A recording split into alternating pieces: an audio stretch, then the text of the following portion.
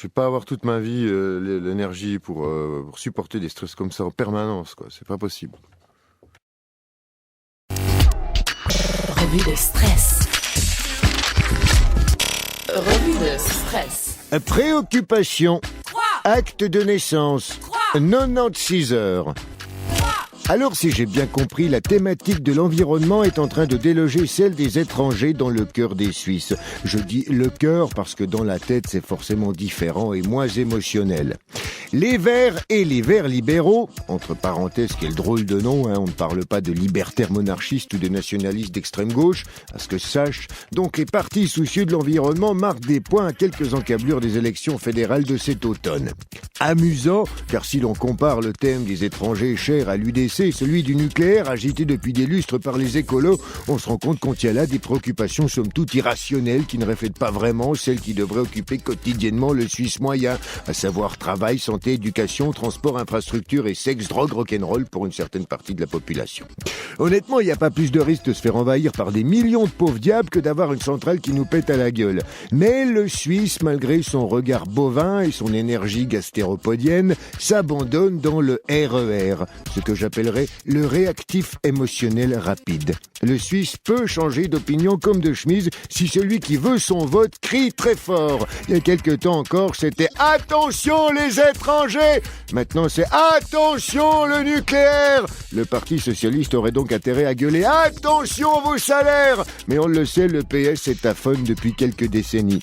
Remarquez, ce changement radical de préoccupation pourrait avoir d'autres causes que l'actualité. D'après une étude, les Suisses boivent plus de vin depuis quelques temps. Et s'il existait une interaction entre la consommation de pinard et la xénophobie? Plus on picolerait, moins on serait national-conservateur. C'est vrai, ça, on n'a jamais vu Blocher, Perrin ou Freisinger bourrés. Sinon, on les aurait poussés dans l'escalier. Le vin au secours de la tolérance, de l'ouverture, de la solidarité, de l'amitié entre les peuples, ça serait trop beau. Hélas, je connais encore trop de gens qui deviennent encore plus bruns quand ils descendent du rouge et trop de rouges qui voient vert quand ils tapent du blanc. Tout ça va se terminer à la Croix-Bleue. Folie du monde, Barack Obama a dû présenter officiellement son acte de naissance complet afin de faire taire Donald Trump et d'autres psychopathes américains qui prétendaient que le président n'était pas né sur sol Yankee.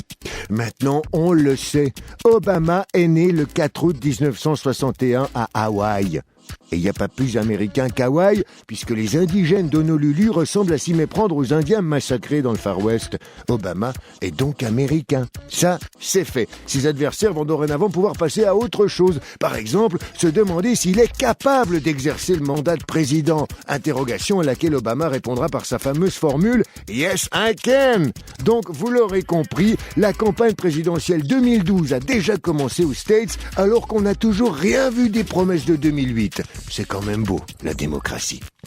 Mais les promesses tenues, ça existe. La preuve avec cette annonce aperçue hier soir à la mi-temps de Real Barça. À part ça, dans l'os, affreux Mourinho, je ferme la parenthèse. Promesse tenue, disais-je, par ce déodorant dont les qualités sont vantées par Eric Cantona en personne et qui vous accompagne plus de 96 heures. Ça veut dire 4 jours. Oui, 4 jours avec le même déo collé sous les aisselles.